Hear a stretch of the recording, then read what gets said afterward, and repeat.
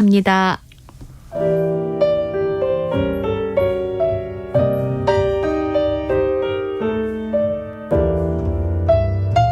내일의 품격, 김성환의 시사야에서 챙겨가세요. 하루를 마무리하는 시간 꺼내보는 당신의 지식 창고, KBS 1라디오 김성환의 시사야.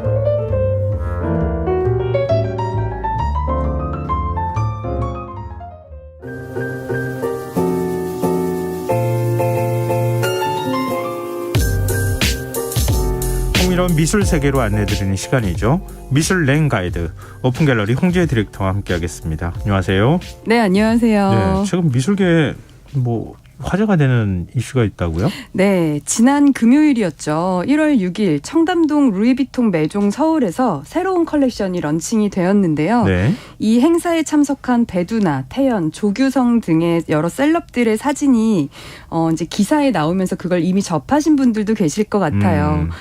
이곳에 방문한 셀럽들이 입은 옷에는 공통점이 있었는데요. 네. 대부분 땡땡이 무늬의 옷을 입고 참석을 했거든요.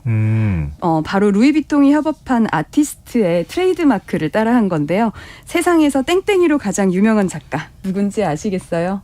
쿠사마 야요이. 네, 딱 나오죠. 네. 네. 워낙 유명하니까요. 호박 맞아요. 이래도 알 것 같고 많은 분들이. 맞습니다.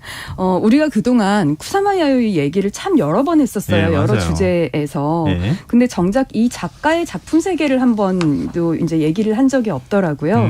그래서 오늘은 럭셔리 브랜드의 아트 콜라보에 대해서 다루면서 동시에 쿠사마 야요이의 작품 세계에 대해서 한번 말씀 나눠보고자 합니다. 워낙 쿠사마 야요이는 유명하기도 하고 네. 많은 분들이 또 좋아하기도 하고 화제가 되는 작가이기 때문에 맞아요. 오늘 시간 기대된다는 분들이 많을 것 같은데요. 네. 아마 이름은 많이 아는데 그래서 쿠사마 야요이의 그 땡땡이 호박은 무슨 의미야? 왜 그런 걸 만들었대라고 왜 땡땡이를 하면 만들었대? 네. 이런 거요? 아마 그러게 왜 그럴까? 오늘 궁금증 다 네. 풀어주시는 거죠? 네. 네. 그런 이야기 나눠보려고 하고요. 우선은 아트 콜라보 얘기를 먼저 해보려고 해요. 네. 루이비통과 쿠사마 야요이의 아트 콜라보는 이번이 두 번째인데요.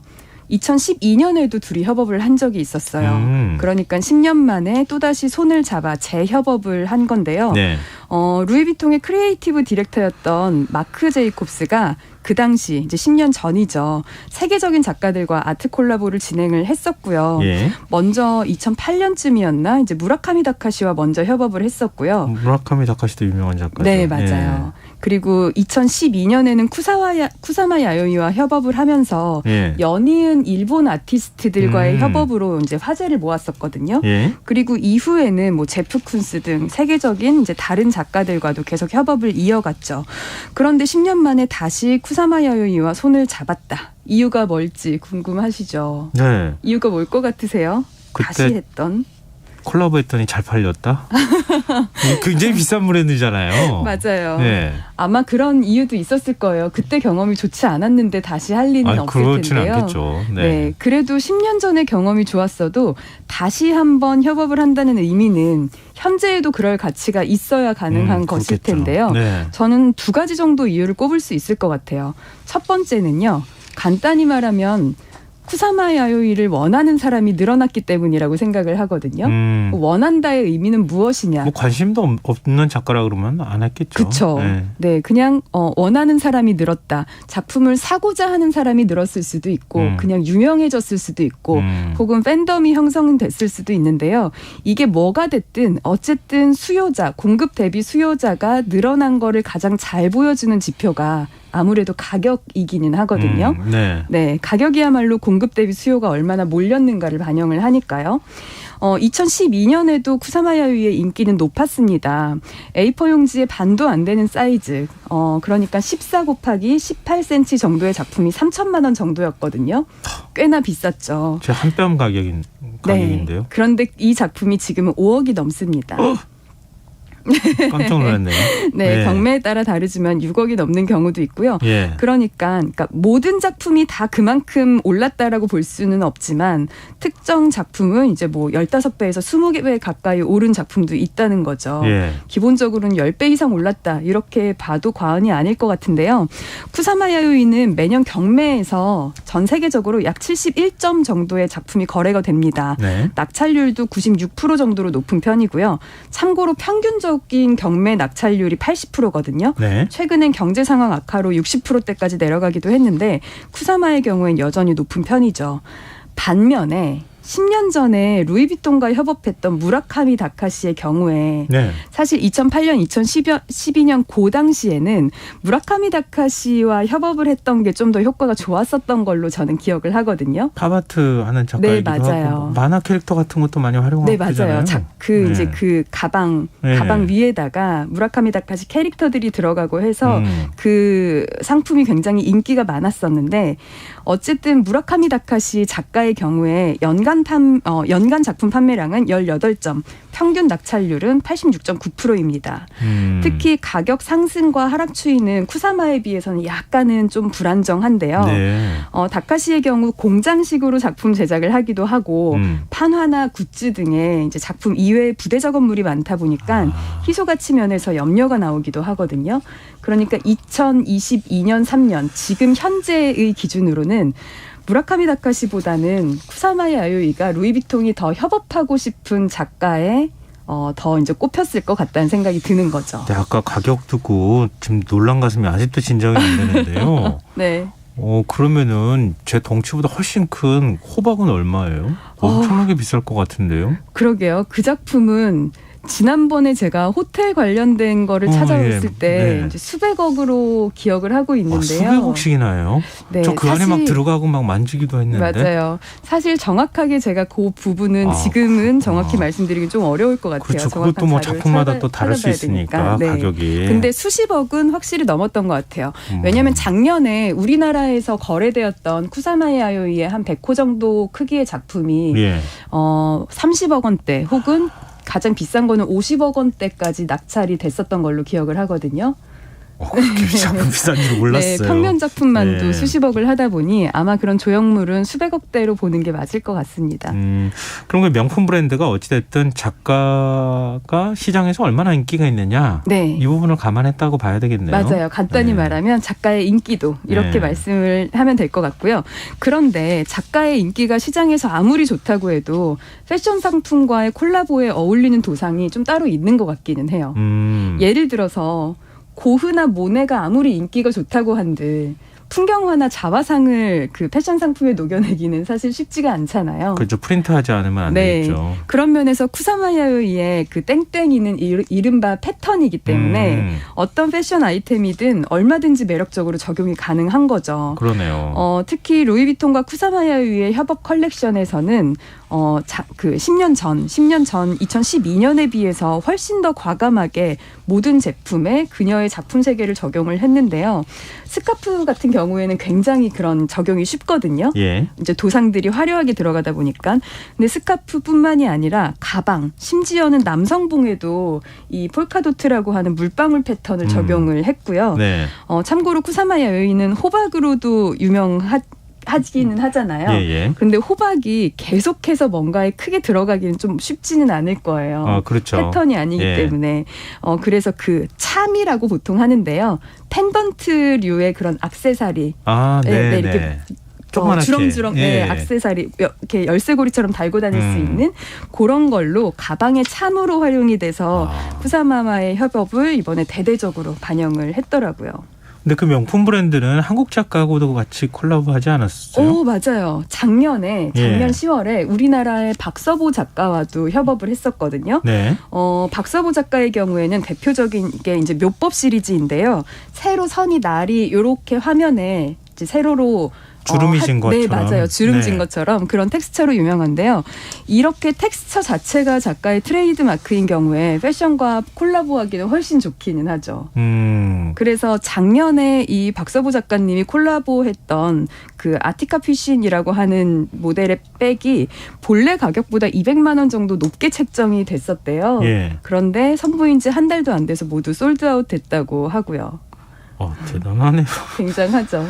그게 약간 좀 주름 같은 느낌이잖아요. 네네. 근데 그런 걸 또 선호를 하시는 모양이네. 많은 명품 좋아하시는 분들은요. 네. 근데 생각해보면 그 작가의 작품을 실제로 살려면 수억, 수십억이 드는데, 가방은 몇백만 원, 혹은 내가 원래 살려고 했던 것도 몇백만 원인데, 거기에 한 1,200만 원을 얹으면 내가 너무나 좋아하는, 하지만 작품을 소장하기는 어려운 그런 작가의 콜라보, 이제 뭐 한정판 아이템을 살 수 있다라고 하면, 그거를 굳이 살려는 분들이 좀 많이 계신 것 같아요. 아무래도 희소성이 있으니까요. 네, 맞아요. 예.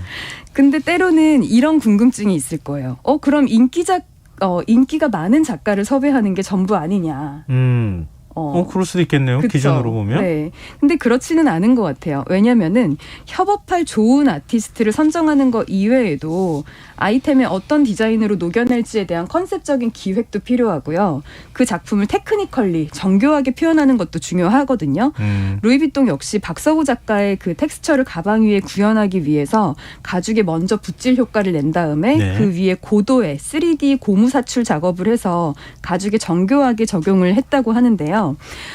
왠지 인기 많은 작가 잘 섭외해서 어딘가에 인쇄만 하면 되는 거 아니냐라고 생각을 하신다면 그렇지는 않다고 보실 수 있을 것 같아요. 특히 쿠사마 야요이도 2012년에 뉴욕 매거진과의 인터뷰에서 이렇게 이야기를 한 적이 있거든요. 네. 루이비통은 내 예술 세계를 잘 이해하고 있다. 따라서 그들이 패션을 제작하는 방식이 내가 예술을 제작하는 방식과 크게 다르지 않다. 이렇게 밝힌 바가 있는데요. 네. 그냥 단지 섭외와 프린트 이것만으로는 좋은 이런 이제 아트 콜라보 제품이 나오지는 않는 것 같습니다. 근데 사실 패션과 아트의 협업 사례는 예전부터 있었지 않았나요? 네, 맞습니다. 그 역사도 꽤 길고요. 예. 유명한 협업만 읊어도 셀 수 없을 정도일 것 같아서 역사적으로 가장 처음으로 주목받았던 그런 최초의 협업을 꼽자면 1965년에 네. 입생로랑과 몬드리안이 협업을 했었거든요. 네. 당시에 입생로랑이라는 디자이너가 모더니즘 예술가의 작품의 경의를 표하는 목적으로 그 몬드리안의 기하학적인 문양을 6개의 이제 원피스에다가 녹여내서 드레스를 만들었는데요. 이때부터 시작된 패션과 아트 콜라보가 이제 점점 발전을 해나가는 것 같아요.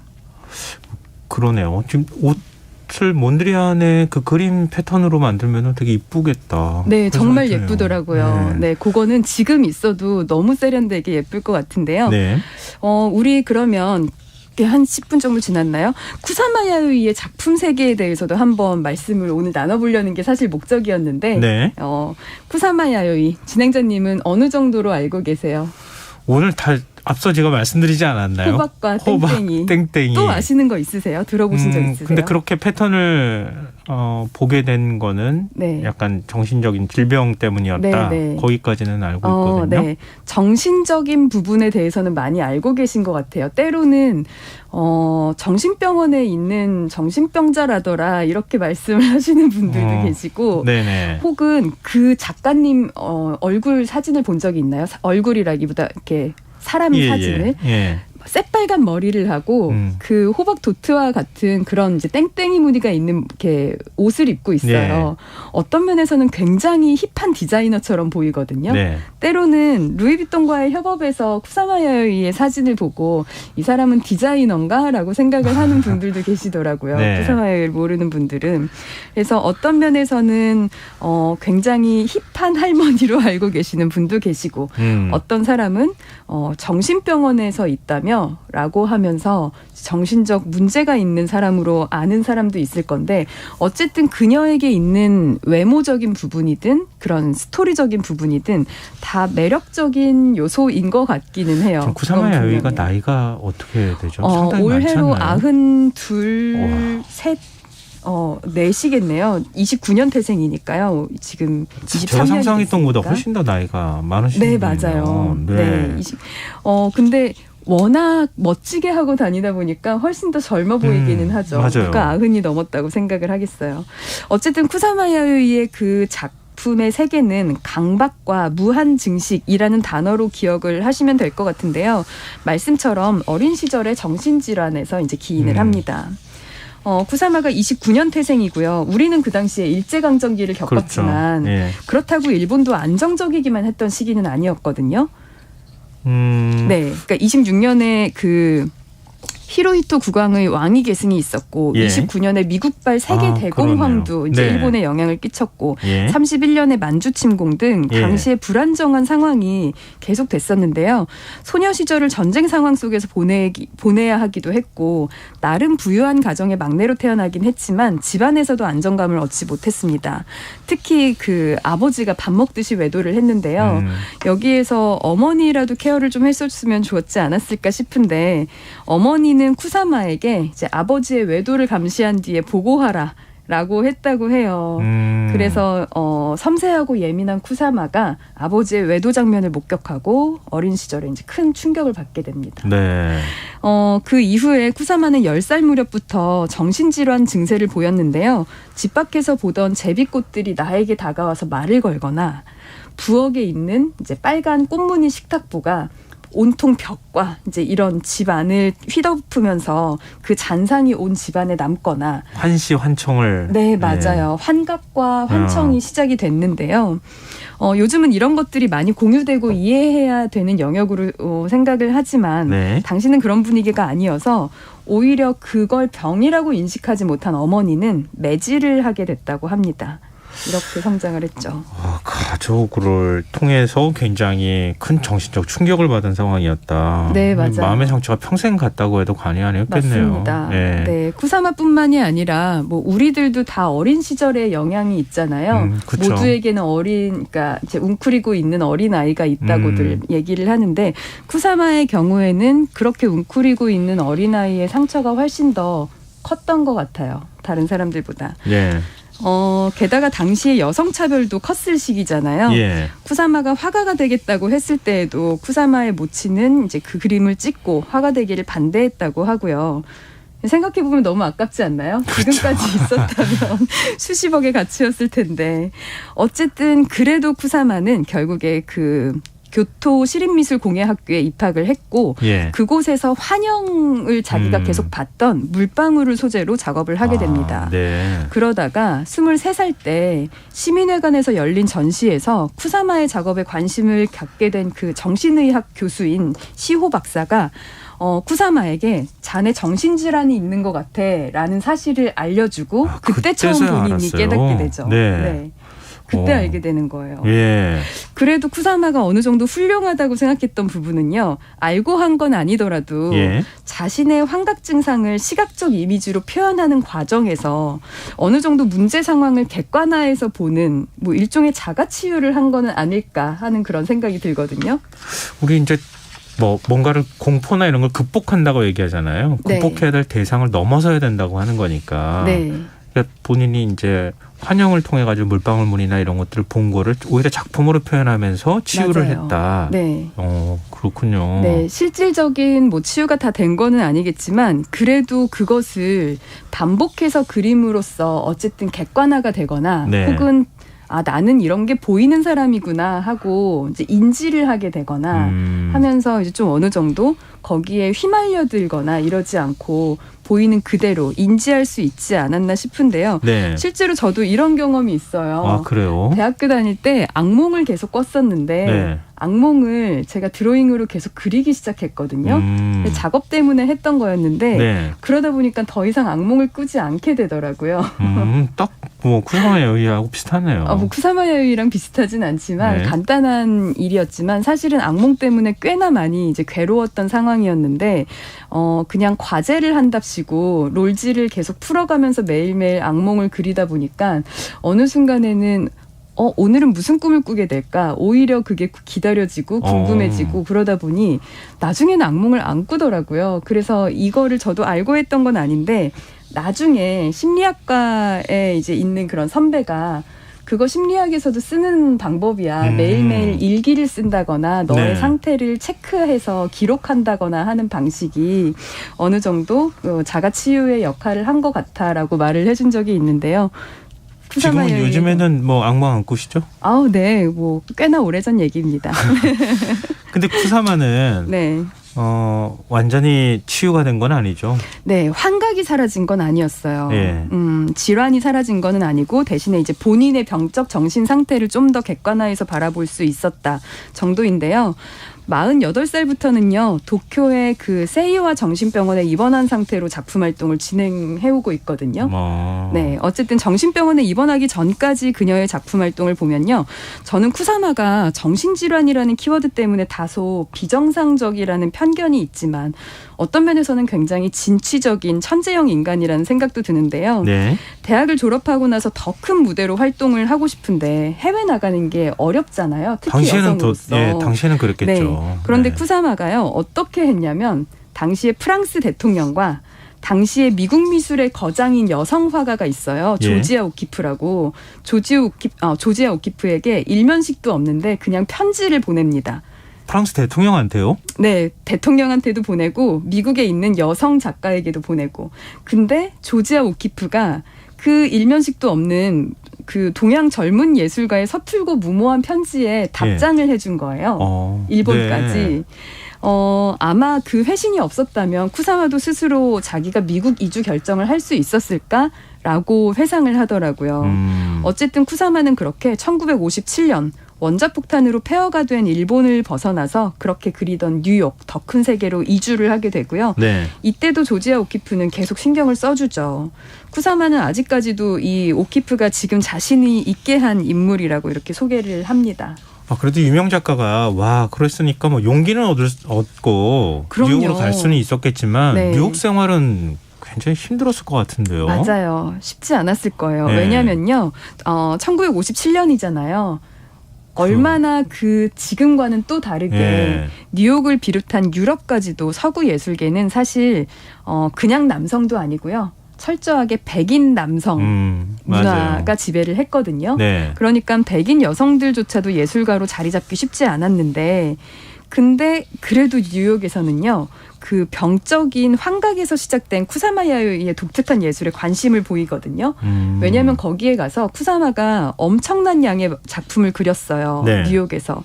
그런데 그 이유 중에 하나가 환각이 생기면 환각이 없어질 때까지 계속 그림을 그려야 자지도 않고 먹지도 않고 물도 안 마시고 계속 환각이 없어질 때까지 그림을 그려야만 환각이 없어진다고 생각을 한 거예요. 그 당시에는. 네, 그래서 그렇게 하다 보니까 계속 물방울과 그물망을 그리다 보면 무엇이 벽이고 무엇이 그림이고 무엇이 환상이고 무엇이 이미지인지 이렇게 모를 만한 그런 상황에서 여러 차례 심장 발작을 일으켜서 구급차에 실려가기도 했습니다. 어쨌든 이런 에너지에 뉴욕이 열광을 했고요. 이런 작업 활동도 굉장히 열정적이었는데 어쨌든 예술성을 인정받을수록 심리적 외상은 점점 악화된 것 같아요. 여러 차례 좀 자살 기도를 하기도 했고요. 네. 그랬다가 결국 16년 후에 1973년 일본으로 귀국을 하게 되죠. 그러면 쿠사마의 정신병원 생활은 살기 위한 자기 스스로 내린 결정이었다.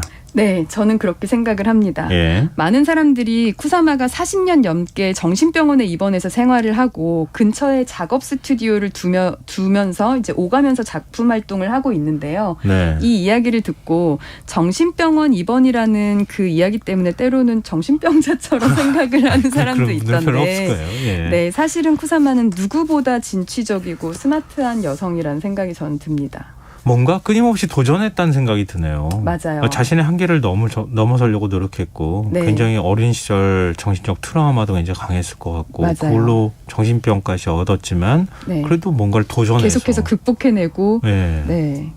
좀 대단한 작가구나. 맞아요. 자신의 삶과 그런 예술 세계를 스스로 개척했다는 생각이 드는 그런 작가입니다. 새삼스럽게 우리 주변에 굉장히 이렇게 요즘에는 한국에도 작품들이 꽤 많이 있어서 네. 여러분들이 좀 접하실 것 같아요. 네. 근데 그런 작가지만 한 명의 그런 작가가 만들어지기까지는 굉장히 많은 인생 역정이 있었구나 이런 걸 다시 한번 깨닫게 되는 시간이었던 것 같습니다. 네. 오늘 미슐랭 가이드 여기서 마무리하겠습니다. 오픈 갤러리 홍지혜 디렉터와 함께했습니다. 오늘 말씀 고맙습니다. 네, 감사합니다. 김성환의 시사야 오늘 순서 여기서 마칩니다. 배달 외식 상품권 당첨자 5분은 홈페이지 공지사항에서 확인하실 수 있도록 올려두겠습니다. 편안한 밤 되시고요. 전 내일 다시 찾아뵙겠습니다.